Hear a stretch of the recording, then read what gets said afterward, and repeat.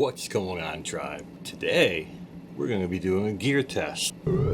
Pay attention. We're going to take a couple of sleeping bags that we've never used and see if they actually do what they say they'll do. The Duster by Big Agnes. The Echo 20 by Big Agnes. Before we get to the testing part, let me tell you a little bit about these. Start off with the Duster. So Big Agnes claims that this is a 15-degree bag. It's synthetic, and it weighs 2 pounds and 14 ounces. Also to note, there is no testing for youth bags. We'll be pairing that with the Big Agnes Aircore Ultra. It's a 20 by 66 pad. It has a total weight of 20 ounces, an R value of 4.5, and a thickness of 3.5 inches. The bag I'll be using is the Big Agnes Echo Park 20. So Big Agnes rates this bag at 20 degrees, even though there is no EN testing, and the weight is 4 pounds and 12 ounces. That's synthetic. I'll be pairing that bag with the Big Agnes Q Core Deluxe. It's a 25 by 78 pad. It weighs 34 ounces, has an R value of 4.3, and a 4.25 inch thickness.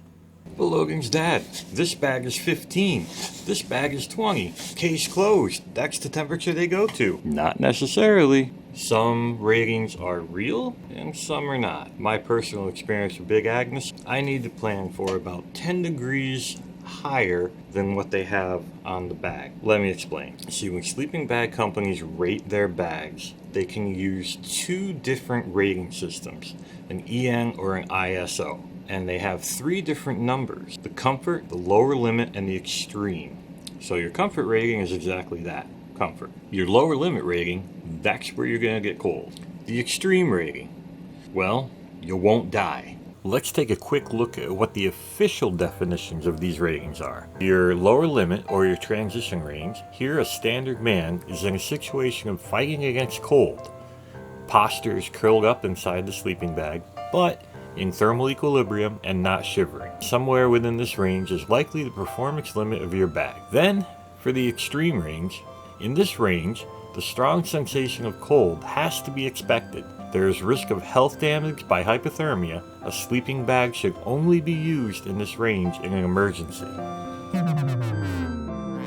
And that's basically how people rate bags. But a company can choose to put whichever one of those numbers on their bag. For example, this bag would probably be rated at 30 degrees, even though you're going to get cold at that temperature. And here's the strange thing, they don't even have to have it rated at all. They can just make up a number and put it on their bag. So what that means is for Logan's bag at 15 degrees, I'm going to expect it to perform completely comfortable, not feeling any chills at 25 degrees. For mine, it's a 20 degree bag, so I'm going to expect it to go to 30. Being the weight it is, I think it probably will do 30. I'm a little skeptical about Logan's.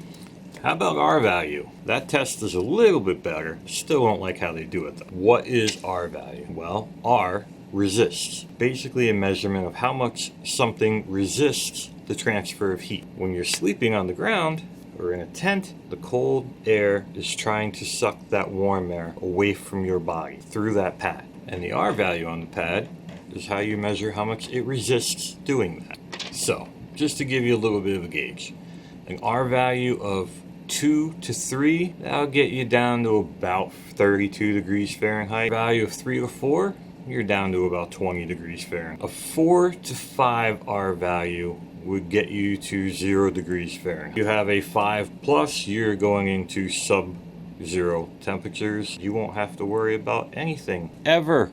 So Logan's is a 4.5, mine is a 4.3. We should be good if those ratings are real. Why don't you quit blabbing? Just show us already. Alright, let's get on with the test. Let's go for a ride. Well, come on. Alright, we are now at the testing facility, also known as the farm. We're gonna camp cowboy style tonight. No tent, no tarp.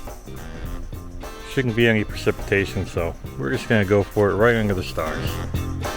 We'll set Logan's up first, and I will go over some of the concerns I kind of have with it. Alright, first thing we're going to do is get his air mattress inflated. Now most air mattresses these days come with a pump sack. That clips onto the valve, collect the air in it, squeeze it down, and inflates your mattress. And what that does is it keeps all that moist air that's in your lungs getting inside the mattress. Moisture inside there with insulation, not a good thing, and it can get gross, moldy. How we're going to do it is use a pump. They're USB rechargeable. Alright, so we got the air mattress inflated. Let's check out the bag. Looks like your traditional style mummy bag, right? So right away I noticed one thing that I know I have on mine is there's no pillow barn. I would think on especially a kid's bag, that'd be a good thing to have. Just kind of checking out the loft. We'll see. Big Agnes bags, there's a pocket the air mattress will go into. And that's so you're not sliding off the air mattress, which I think for kids is great. And this goes down to the bottom to keep the pad in. So get the pad up here.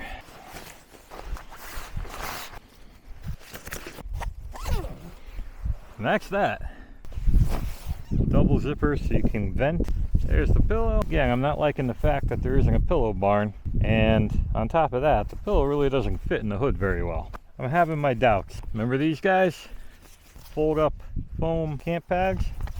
Well, just take this and put it right underneath of your inflatable pad. What that's going to do is increase the R value probably by 1.5 or so than what the pad will. And they help a lot. Now for Logan, I brought a fleece sleeping bag liner. What you simply do with this is put this on inside of your other bag. That is also going to get you another 10 degrees. All right, I'm going to get myself set up now. So this bag, I can already tell a bunch of differences. First of all, it will zip off like a quilt. You can see the zippers come all the way around. The design of the pad holder is a lot different and a lot more robust. I mean, this really locks the pad in underneath you. Let's go ahead and throw the pad in. Voila! Because of the top being able to come off, you have zippers on both sides, which is nice. The youth version does not have that. It's one side only. And there's a pillow barn. Now keep your pillow right under your head, and the hood on this is still able to go over your head. Big draft collar.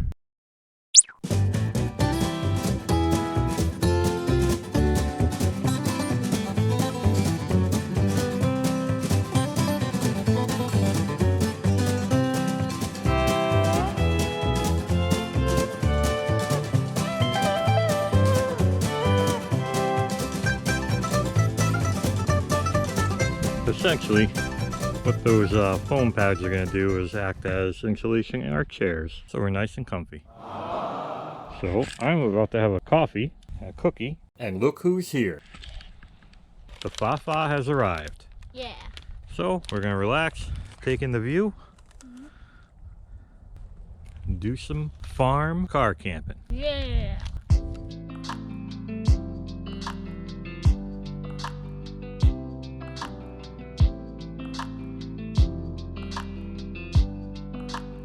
Nice day.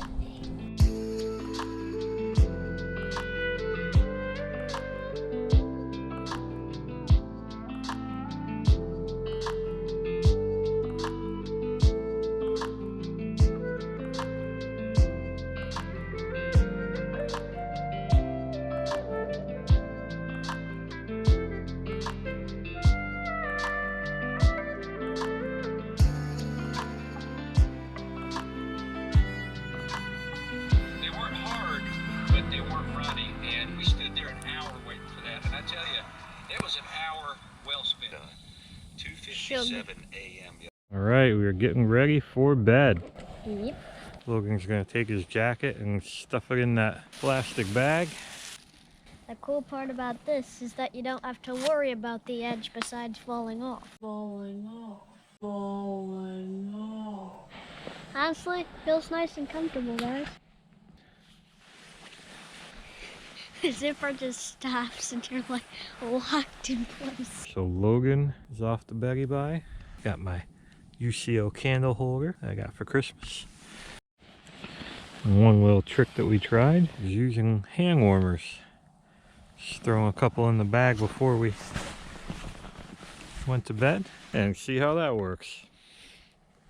All right, see you in the morning.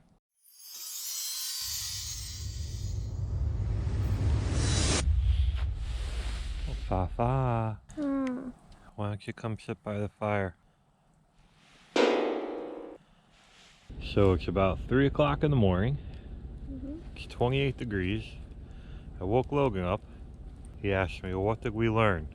The bags are not good. Those bags, at least, are not good for winter camping. More on that later. Okay, so what happened? Well, the bags pretty much performed about how I thought they would, and maybe a little worse. The surprising part was the pads. I was cold right out of the gate on my back. It just kept getting colder and colder. Then about 2:30 in the morning, I woke up very cold. Extremely cold on the back, and now I'm cold from the back as well. Not shivering, basically what you would call that transition range, but I knew I wasn't going to go back to sleep. Which, well, you just don't expect good sleep if you're not sleeping warm. I got the fire relit, and then I went over to wake up Logan, which he later told me that he never really slept at all. He was cold the whole time too. His bag, allegedly, was supposed to go to 15. It was 28 degrees. Shouldn't have been cold yet. My bag, I suppose it was okay at first. At 28 degrees though, I was cold. But again, the pads are what really surprised me. Those R values aren't accurate on those pads. A lot of people rave about those two pads actually. Well, they are comfortable. The other thing that I've noticed, it's regarding kids' gear in general. All across the brands, it always seems to be lesser, stripped down, the quality's not as good, the performance, I'm not exactly sure how to gauge. Logan's kind of tough when it comes to that kind of stuff. He's the kid that will just kind of stick it out. Won't say anything until the next day, and then he'll go, yeah, it was pretty cold, I never really slept. He'll just deal with it and give me the report in the morning. It's just how he is.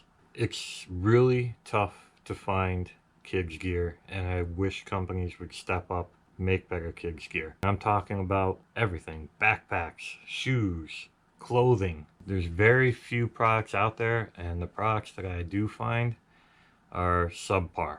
So who do you trust? Well, let me start by saying this. At least for my bag, it was very comfortable, very roomy, everything I would want in a sleeping bag, except it wouldn't hit the temperature range. But if you're not going to be out in that temperature range, then you're not going to have to worry about it anyway. Otherwise, it's a super comfy bag that I would use into late spring and early fall without any problems or worries whatsoever. But let's say you do need to have it be able to do 20 degrees.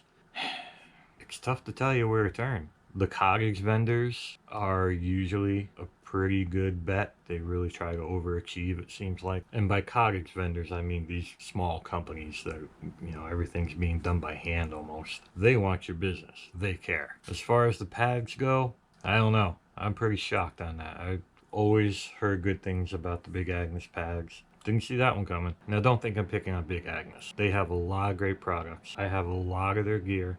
A lot of my favorite pieces of gear are from Big Agnes. I have a jacket that I just got this year that is my favorite jacket in the world. They make incredible tents, which is why I was so surprised that they missed the mark by that much. So how do you avoid this? Research. Do as much research as you can. Read reviews. Once you've maybe narrowed it down to 3 different pieces of gear that you're looking at, go on YouTube and look for reviews and gear tests. Try to pick one that's reviewing the gear in the conditions that you want to take it into, not just in a living room. It's the best advice I can give you. You'd be pretty upset to spend money on some really good gear and then find out it didn't do what you needed it to do.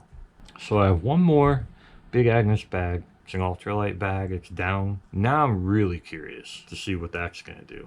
That is 15 degree, I think. Knowing what I know now, I'm going to be a little careful as to how far I push it. But I'll take that on a trip and see how it does. So, that's our story, and we're sticking to it. Peace out, tribe.